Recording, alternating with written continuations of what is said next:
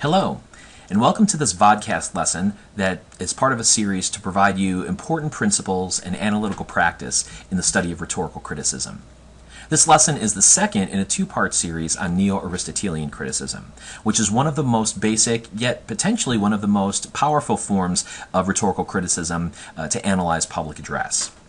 We're going to continue a discussion from the previous lesson in this series on the steps of Neo-Aristotelian criticism, with particular attention to the rhetorical canon of invention, and specifically the three artistic proofs of logos, ethos, and pathos, defined by Aristotle's rhetoric.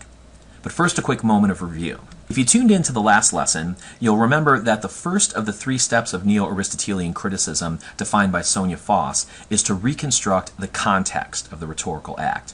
In order to understand a piece of persuasive communication, the first thing that we need to do is understand the surrounding circumstances that led to and helped define that rhetorical act. So through the use of research and analysis, we want to try to find out as much as we can about the rhetor, or the persuasive speaker, who they are, and what it is that they're trying to achieve, and what they're looking for in this piece of rhetorical action. We want to find out what we can about the occasion, or the surrounding environment and circumstance of the rhetorical act. What's going on, when, where, and why that's leading to this piece of communication. And we also want to research and do some analysis on the audience. Who are the hearers, or the viewers, or the readers that the rhetor is trying to reach? Who needs to be the receiver of this message? Who is the potential target for persuasion? Once we have a sense of the context, especially in terms of the rhetor, the occasion, and the audience, then we can turn our attention to the rhetorical text itself. That comes to the second step of analysis, which according to Foss is to apply the classical canons of rhetoric. The canons of rhetoric refer to those elements of the production and the presentation of a piece of persuasive oratory. It was a system of rhetorical action that was developed in ancient Greece and Rome. And in Neo-Aristotelian criticism, it provides a really useful framework for breaking down and analyzing a rhetorical message in terms of the component parts necessary for its production and presentation. Those steps are invention. In other words, the substance of the rhetorical arguments. What are the points being made, and what are the larger rhetorical moves involved in making those points? This will get us into our discussion of Aristotle's proofs, logos, ethos, and pathos in just a moment. The next canon is arrangement. In other words, the organization or the structure of the message. Once you know what's being said, you want to focus attention on in what order is it being said? What are the sequence of points, and why does that sequence matter? The third canon is style, is the use of tropes and figures. In other words, the use of representational language and the artistic use of words and phrases to provide aesthetic dimensions to the text, so that we're persuaded not just in terms of argument, but in terms of the artistry of the message. The fourth canon is memory, a way of preserving or remembering the message. This particular canon was especially important in ancient Greece and Rome back in the days when you had to deliver 3 to 4 hour orations in the assembly or in the courts without the use of any manuscript or notes. And so they would develop a whole series of mnemonic devices intended to commit a long address to memory. This isn't as applicable in a contemporary public address, but certainly when we talk about the role of technology, everything from PowerPoint to teleprompters, as an aid to presenting messages, we can think about it in terms of the canon of memory. But that canon isn't going to be as central to the analysis of most of our messages. The final canon is delivery, or the presentation elements. In traditional public address, this would refer to the vocal and the nonverbal dimensions of presenting a speech, but in many forms of contemporary rhetoric, this can involve elements of the medium that's being used to present the message, whether it's sound or music or special effects on television or film or the internet. Now, in order to get a good sense of how we might apply, especially the canon of invention to the analysis of a rhetorical text, we're going to return to the example that we used in the first episode of this two-part series on Neo-Aristotelian criticism. This is a campaign advertisement that was broadcast by the Obama for America 2012 re-election campaign. It was an attack ad against former Governor Mitt Romney, and it's entitled Firms. Take a look at the message, and as you're watching this advertisement, I'd encourage you to stop the film, pause it in a few moments to allow yourself to take some notes. What elements of the message seem especially persuasive?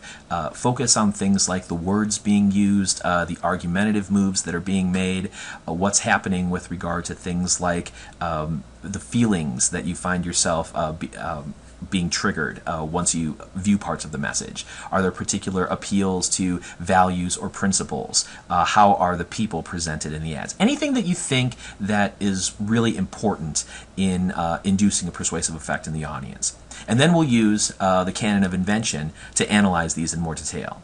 Here's the ad.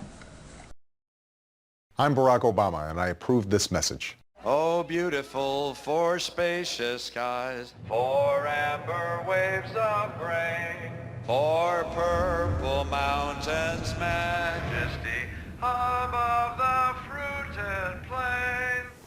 America, America, God shed his grace on thee, and crown thy good with All right, so now that we've viewed the ad and we've taken some notes on what we might think some of the most persuasive features of it are, let's see how we can use the canons to analyze this message. The first and primary rhetorical canon that we're going to be concerned with for the purposes of this lesson is the Canon of Invention. This refers to how persuasive arguments and appeals are constructed in the message.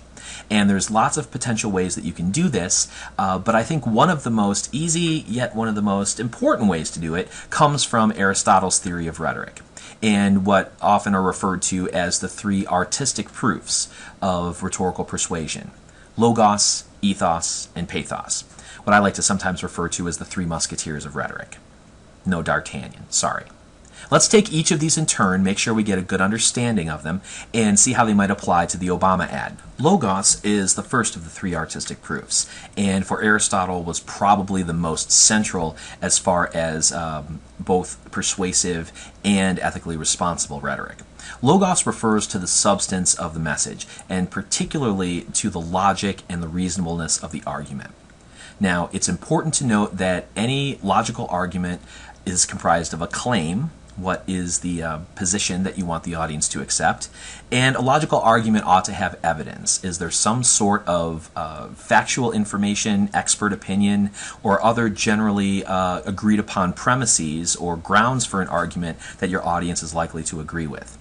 But pieces of evidence, like facts or expert opinion, aren't necessarily the most important elements of logos. For Aristotle, you needed to have evidence to have a compelling argument, but perhaps what was even more important was how you use the reasoning process to establish for your audience why your evidence ought to lead logically to the claim that you want to support.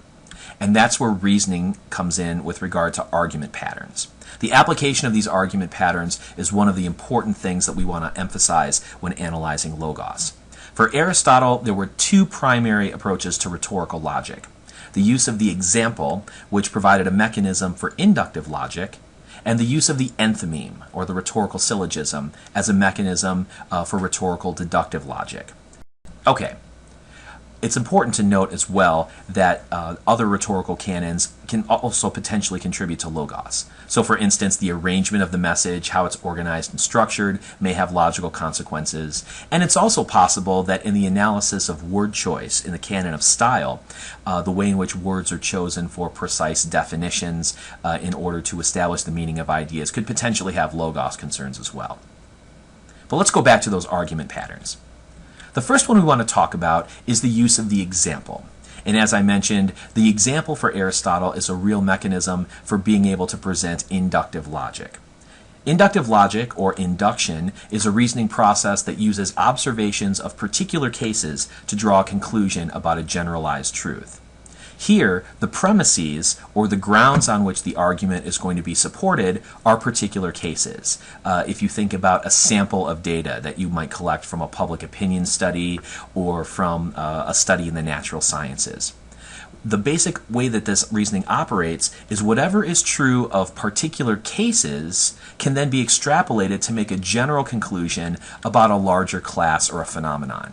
What's true of the particular case is going to be true for the general class or phenomenon. Let's take an illustration. Let's say, for instance, I'm walking around the quad at Augustana College in Rock Island, Illinois, and I'm interested in the types of squirrels in the environment.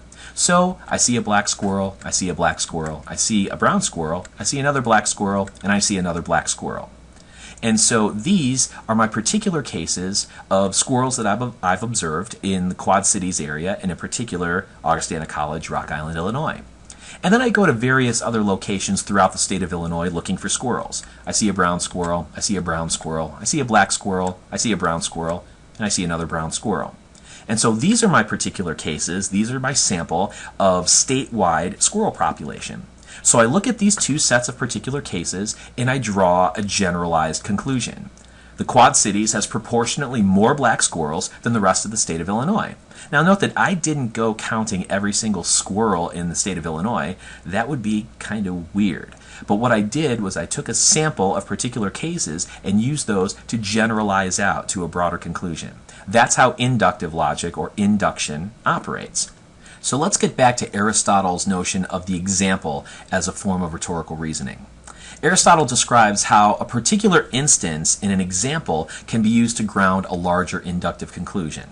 The basic idea is that if the example is a fair and representative instance of a larger phenomenon, then that single example can be used persuasively to convince somebody of a broader, more general truth. And the psychological impact of this is important as well. Sometimes a really vivid, concrete, detailed example can provide persuasive power in ways that just raw quantitative data really can't get at. So for instance, let's say if I was an anti-capital punishment advocate and I made an argument like this. The case of Carlos de Luna in Texas reminds us that the death penalty risks the lives of innocent persons. So the broader generalized conclusion that I want you to accept is that the death penalty risks the lives of innocent persons. And what I've done to back that up is to use one particular example, the case of Carlos de Luna, someone who was executed in the state of Texas, and then subsequently compelling evidence came to light that suggested that he probably wasn't the murderer, and that somebody else who had confessed to it later on and committed similar sorts of crimes was probably the murderer in this case. So note that this is not going to be something that you could call a statistically significant representative sample of all of the people that have ever been executed due to capital punishment. It's just one example. But you could use this one example to the extent that it's a fair representative case to illustrate a generalization that the death penalty risks the lives of innocent persons. Now, of course, as a critic, one of the things that you would want to look to when running across example reasoning is to ask yourself, is this example necessarily a fair and representative particular case that could be used to generalize out to a broader, more inclusive condition? Or is it potentially a cherry-picked instance that might not necessarily mean that other sorts of instances would be similar enough to it? You have to make the judgment call based on the research and analysis available to you as to whether or not this example reasoning is fair and reasonable, or if it's too much of a stretch. The other form of rhetorical reasoning, according to Aristotle, is the enthymeme, or the rhetorical syllogism. This enthymeme is used to get at what we often refer to as deductive logic or deduction, which operates in pretty much the reverse way to inductive reasoning. What you do in deduction is to apply generally true premises to a conclusion about a particular case.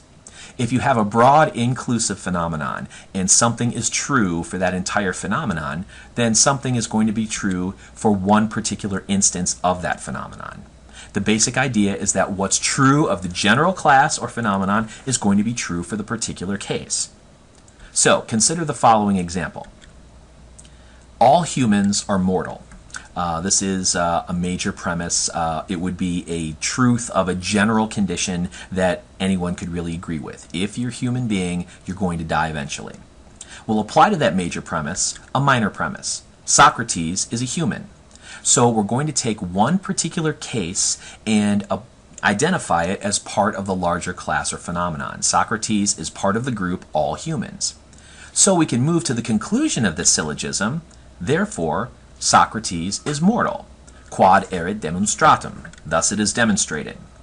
You can see how this categorical syllogism of deductive reasoning operates. All humans are mortal. Socrates is part of the group all humans. So since all humans are mortal, Socrates has to be mortal because he's part of that larger group. This is logically valid. Now, of course, the problem is that most human beings in most instances don't necessarily argue in categorical syllogisms. Rather, they argue in the rhetorical version of it, which is the enthymeme. Aristotle describes the enthymeme as a rhetorical syllogism, and it operates in much the same way as other forms of logical deductive reasoning, but it relies on audience knowledge and audience acceptance of premises to complete the implicit deductive reasoning. Some parts of the complete reasoning process can be left out because the rhetor can assume that the audience is going to be able to fill in the blanks. So for instance, I could say, of course Socrates was going to die. He was only human. Now that makes complete logical sense.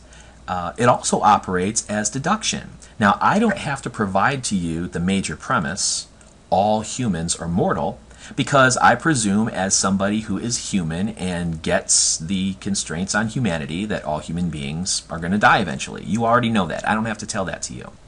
So what can be rhetorically powerful about the enthymeme is that I provide you with a good chunk of the argument, but then the rest of the argument, especially the general premises that you can use to reason to the particular conclusion that I want you to reach, because you already know that stuff, you're filling in the blanks. You as the audience member are actually co-constructing the argument, co-constructing the deductive logic with me.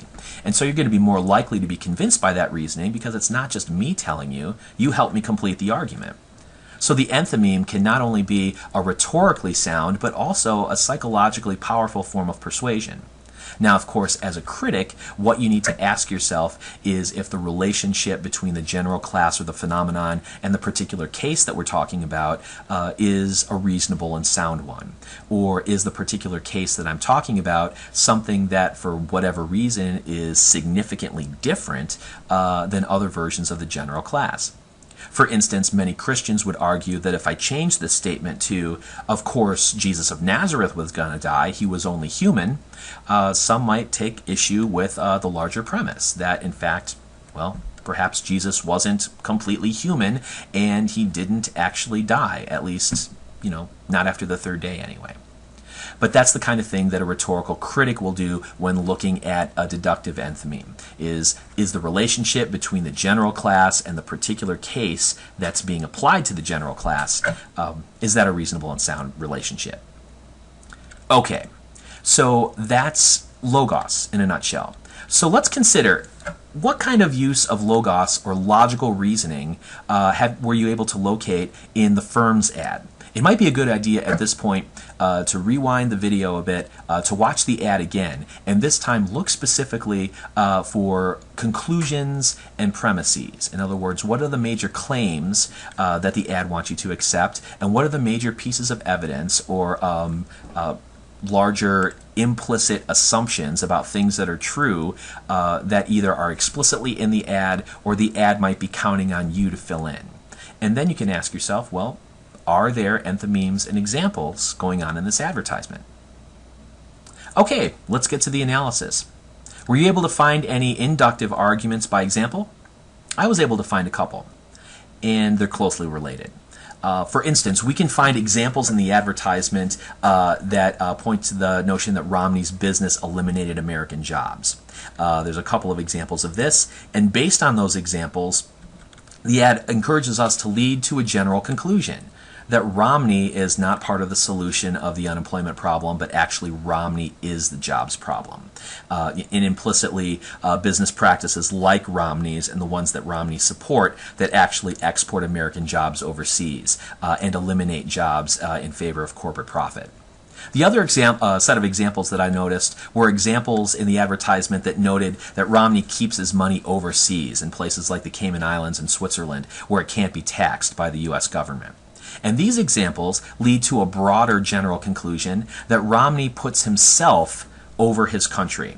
Now, this is a general conclusion that's a little bit more implicit, but it makes sense given the overall tenor of the ad. The idea is he is a wealthy individual who's made a lot of money at the expense of Americans, and then he puts his money overseas where he can keep it, but he can't pay taxes on it like the rest of us have to pay taxes on our money. Now, Though that was a couple of examples of inductive argument by example. Were you able to find any examples of deductive argument by enthymeme? Here's an example that I found. The explicit premises that are presented in the advertisement is that Romney puts personal success over American needs. We see this in the examples of how he eliminated jobs in order for his business to thrive, as well as sheltering his money from U.S. taxes by putting it overseas. Then there's an implicit premise, something that's not really presented in the advertisement, but the Obama campaign is relying on Americans to fill in the blanks. And that's the idea that a president should put their country before themselves, particularly on issues of the economy. Presidents need to know that the economy is important for regular middle-class working Americans, and so the president really needs to think about the citizens and the economy before their own self-gain. So, if we have explicit premises that Romney puts himself over Americans, and we've got this implicit major premise that a president really needs to put their country over themselves, not the other way around, it leads to the following implicit conclusion. Romney's a poor choice for president, and Obama would be a better choice for president. Because Romney empirically has put himself over his country on a number of occasions, and the implicit assumption then is he's going to continue to do so as president because these are the practices he believes in. And implicitly then, by contrast, since the Obama campaign is pointing out this problem in the first place, we're being led to suggest that Obama would be a better choice because he in fact would put his country before himself rather than the other way around. Okay. So these are examples of deductive as well as inductive argument in the Obama Firms ad. The proof of logos is probably the most complicated and takes the most practice to get, so don't worry about it if you haven't quite got a handle on it yet. It basically just takes practice in analyzing arguments, looking at the pieces, and thinking about those implicit suggested premises that aren't necessarily in the message explicitly, but you can think about once you step back and systematically consider the reasoning and thought process that leads you from the premises that are explicit to the conclusion. What sort of gaps need to be filled in by the audience in order for this to make sense? Okay, so what are the key takeaway points from this lesson? Well, we know that in the steps of Neo-Aristotelian analysis, after we reconstruct the context, the next and perhaps the most important step is to apply the classical canons of rhetorical oratory that date back to Greece and Rome to provide a framework for unpacking the various rhetorical dynamics in the text. Those canons are invention, the construction of the arguments and the persuasive appeals in the content of the message, the arrangement or the organization and structure of the message, the style or the use of artistic and aesthetic representations and other forms of rhetorical artistry with the language, memory or being able to use cognition and technology to remember what your message is for future presentation, and then delivery, which is the actual presentation using vocals, nonverbals, and in the case of media, various technologies in order to present your message to the audience. When we get into the Canon of Invention, what we focused on in this lesson was the rhetorical proof of logos, the construction of logical argument patterns in the persuasive message. And we focused in particular on what Aristotle identified as the two most central forms of rhetorical logic. The use of examples in order to establish inductive logic, leading to conclusions that take you from a particular case to a more general conclusion, and the use of enthymemes or rhetorical syllogisms in order to use deductive logic to reason from general overall rules to specific cases in your conclusion. Next time, we're going to pick up where we left off, and we're going to look at the artistic proofs of ethos and pathos, say a few words about the remaining rhetorical canons, and then emphasize the final stage of Neo-Aristotelian criticism, which is assessing the impacts of the message on the audience. See you next time.